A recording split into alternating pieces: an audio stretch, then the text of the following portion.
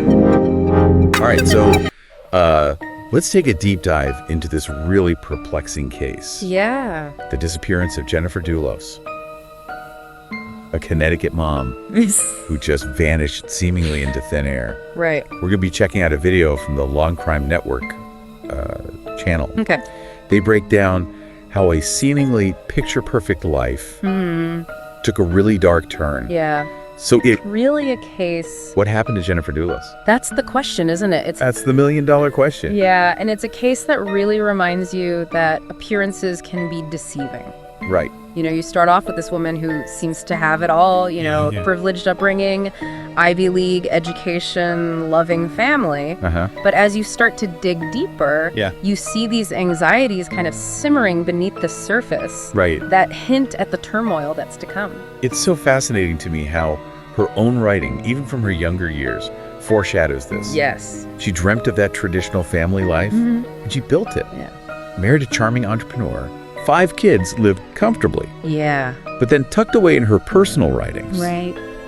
are these anxieties about commitment, about emotional honesty, Yes. about, finding her own strength. It's like she almost sensed the storm brewing on the horizon. And what's really striking is how specific those anxieties were. Yeah. Like in one diary entry, she talks about wanting a partner who would engage in open communication, who wouldn't shy away from these difficult conversations. Right. This yearning for emotional depth, it becomes really poignant when we learn about the dynamics of her marriage to Fotis Dulos. Okay, so let's unpack Fotis. Right. Ambitious driven, wants to present this image of success. First marriage to another ambitious Brown grad. Right. Another Brown grad. Interesting. Ends in conflict. Yeah. And then he reconnects with Jennifer, also a Brown alum. Right. They bond over their shared alma mater, Of course. their athletic interests. Yeah. And things move really fast. They do. Divorce, marriage, starting a business together, all in quick succession. Yeah. It's a whirlwind, fueled by ambition. Yeah. But with Fotis, that ambition seems to go hand in hand with this need for control, Right. for maintaining a certain image. Exactly. And that's where we see those early anxieties of Jennifer's start to play out in real life. Yes. The pressure of raising 5 children, Right. including 2 sets of twins. Oh, wow. The financial strain from Fotis's business dealings, a lawsuit from Jennifer's own family against him. Interesting. All of this starts to chip away at that picture-perfect facade. Yeah, the cracks start to show. Right. Yeah. And then, The death of Jennifer's mother. yes, the death of her mother adds another layer of stress. Yes. And it's around this time we see Jennifer becoming increasingly isolated. Yeah. She stops writing, her social circle shrinks. Right. Fotis exerts more control, Isolating her. isolating her from friends, Yeah. and even displaying aggressive behavior. Punches a parking attendant, forces the kids in water skiing, Oh, wow. and buys a gun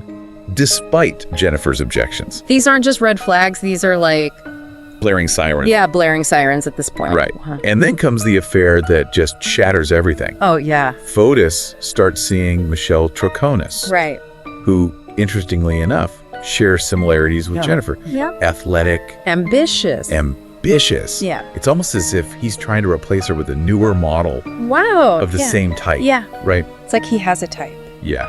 Yeah. And the affair devastates Jennifer. Of course. And she decides to take this drastic step. Okay. She secretly moves out with the children, Okay. seeking safety and distance from Fotis.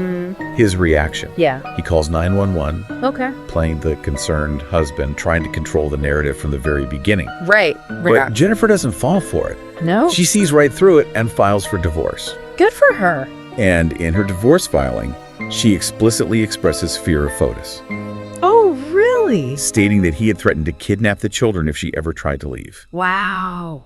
Talk about chilling foreshadowing. Wow. That's scary. Right. And this brings us to May 24, 2019. Okay. Jennifer drops her kids off at school and then vanishes. Wow. The nanny arrives at Jennifer's house and notices things aren't right. Jennifer's car is gone, her purse is left behind, Okay. and there's this unsettling feeling that something is very, very wrong. Yeah, like something's off. Yeah. Yeah. Police arrive and discover bloodstains in the garage and kitchen. Oh my God. The blood is confirmed to be Jennifer's. Oh, wow. And suddenly, we started as a missing person case takes a sharp turn towards something much darker. Yeah, it's really hairy. So we're left with this chilling scene as a bloodstained missing car. Yeah. Growing sense of dread. Right. What happened to Jennifer Dulos in those missing hours? Well, the investigation intensifies, right? And police uncover this trail of evidence that starts to paint a really grim picture. Yeah.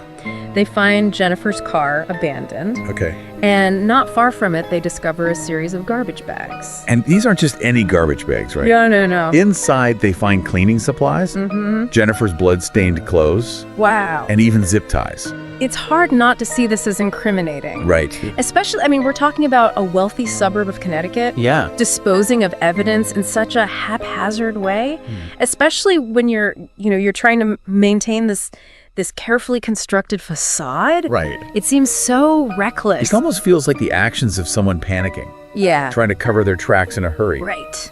But the evidence trail doesn't end there. No. Police also find an alibi script at Fotis's house. What? An alibi script? Yeah. So essentially, it's this pre-written story, outlining what Fotis and Michelle claimed they were doing on the day Jennifer disappeared. Like, why would you need a rehearsed alibi? Unless you were trying to hide something. It raises eyebrows immediately, right? Why would you need that? Right. It's like something out of a bad movie. Yeah.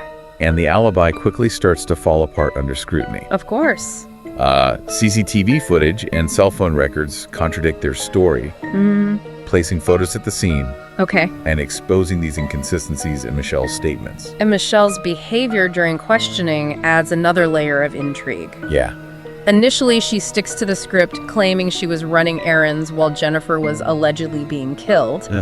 But then her story starts to unravel. Okay. And she eventually admits that Fotis wasn't even home when she woke up that morning. It's like she's trying to distance herself from the situation. Yeah. Realizing that this carefully constructed narrative is crumbling around them. It is, and what's fascinating is how all these seemingly, minor details become crucial pieces of the puzzle. Right. A discarded cleaning bottle, a cell phone ping, a shift in someone's story. It all contributes to this larger picture that points towards a potential crime. It's almost like a real-life game of Clue.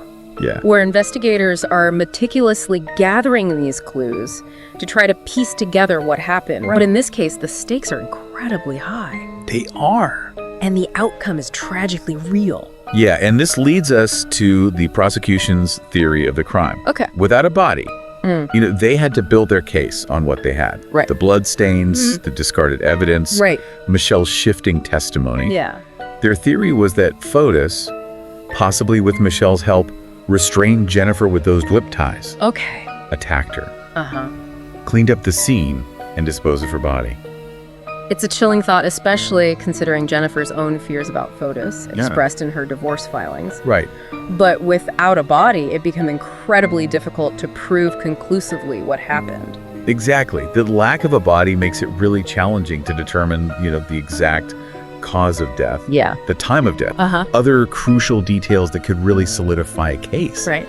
It's a challenge prosecutors often face in cases like this, relying on circumstantial evidence to build this narrative of what likely occurred. And in this case, the absence of a body adds another layer of anguish for Jennifer's family and friends. Of course. Without that closure, without knowing definitively what happened, it becomes even harder to grieve, to find peace. Absolutely. And the search for Jennifer's remains continued for years. Yeah. With investigators following leads and exploring possible burial sites. Right. There was even this, a suspicious hole discovered in a wooded area. Right. That resembled a grave. Okay. With bags of lime nearby. Interesting. That later disappeared. Wow. It all adds to the mystery and the frustration of not knowing. Right. And then there's Kent Maweny Fotis's former attorney. Oh, yeah. Who gets entangled in the case as well. That's right. Maweny was tied to that suspicious hole in the woods. Oh, really? Yeah. 2 members of his gun club stumbled upon it just days before Jennifer vanished. Wow. His trial is still pending. Interesting. Adding another layer of complexity to the case. Right. And leaving us with more questions than answers. So we have this web of interconnected characters, a trail of incriminating evidence, and this central unanswered question: what truly happened to Jennifer Dulos? Right. Did Fotis act alone? What was Michelle's true level of involvement? Yeah. And where is Jennifer's body? These are the questions that linger even after the trials and the convictions. Right. It's a case that really highlights the intricacies of legal proceedings, the challenges of seeking justice when, these key pieces of the puzzle are missing, and the devastating impact of domestic violence that can sometimes escalate to unimaginable tragedy. It's a reminder that behind closed doors, even in seemingly perfect lives, darkness can lurk. And sometimes the truth remains elusive, leaving families and communities grappling with these unanswered questions. And a profound sense of loss. Absolutely. So we've covered a lot of ground in this deep dive, huh? We have. From Jennifer's early anxieties and that whirlwind romance with Fotis, to the unraveling of their marriage, the affair, the suspicious disappearance, and that unsettling trail of evidence. It's a case that really grips you from the start. Yeah, and what makes it so compelling? And so frustrating. Right. Is that lack of definitive answers? We may never know exactly what happened to Jennifer, where her remains are. Or the full extent of the roles that others played in her disappearance. And that's what makes it so difficult for Jennifer's loved ones. They're left with this void, this absence that can never truly be filled. It's a painful reminder that sometimes even with thorough investigations and trials, true closure remains elusive. Yeah, and the fact that Jennifer's body was never found, that made the prosecution's job incredibly challenging.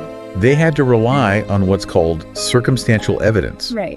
Which essentially means piecing together a story based on all these individual pieces of evidence. Like a puzzle. They had to connect the dots using things like the bloodstains, the discarded evidence, the inconsistencies in Fotis and Michelle's stories, and the CCTV footage. It's a testament to the skill of that prosecution team that they were able to secure those convictions against both Fotis and Michelle. Against both of them. Even without that, that crucial piece of the puzzle. Jennifer's body. Yeah. Michelle was found guilty of conspiracy to commit murder and hindering prosecution. And she's currently serving her sentence. Yes. But Fotis' story took a dark turn. It did. Facing mounting pressure and potential imprisonment. Yeah. He attempted suicide, leaving behind a note proclaiming his innocence. And died 2 days later. His death, while a tragic end, also meant that he took any chance of a full confession or a definitive answer to the question of what really happened to Jennifer. With him to the grave. Yeah, it's a heartbreaking reality for Jennifer's family, who are left with so many unanswered questions. It is, and this case raises these important questions about the nature of justice. Can there truly be justice when a body is never found? When the full truth remains hidden? It's a question that lingers long after the headlines fade. It does. And it forces us to confront the limitations of our legal system. And the complexities of seeking truth in the face of tragedy. What would it take to bring Jennifer's killer or killers to full justice? What would it take to provide some semblance of closure for her loved ones? These are questions that continue to haunt this case. And it's a reminder that sometimes, even in the age of technology and forensic advancements, some mysteries may never be fully solved. We're left to grapple with those unanswered questions, the lingering doubts, and the profound sadness of a life cut tragically short. Jennifer's story is a reminder that even the most picture-perfect lives can hide these dark secrets. They can. It underscores the devastating impact of domestic violence. And the importance of paying attention to those red flags. Absolutely. And seeking help when needed. It's a story that stays with you long after you've heard it. It does. And it promises to reflect on the fragility of life, the complexities of human relationships, and the enduring search for truth and justice. It does. Well, we've reached the end of our deep dive into the disappearance of Jennifer Dulos. We have. But the conversation doesn't have to end here. No, it doesn't. What are your thoughts on this case? What stands out to you? What are your reflections on this search for justice and closure when the truth remains hidden? We encourage you to continue exploring this case, to research further, and to share your thoughts and insights. Because Jennifer's story deserves to be remembered. It does. And her case deserves continued attention until the truth is finally brought to light. Absolutely. Thank you for joining us on this deep dive. Yes, thank you. We hope it sparked your curiosity and encouraged you to think critically about the world around us. Yes. And the mysteries that continue to unfold. The mysteries that continue to unfold.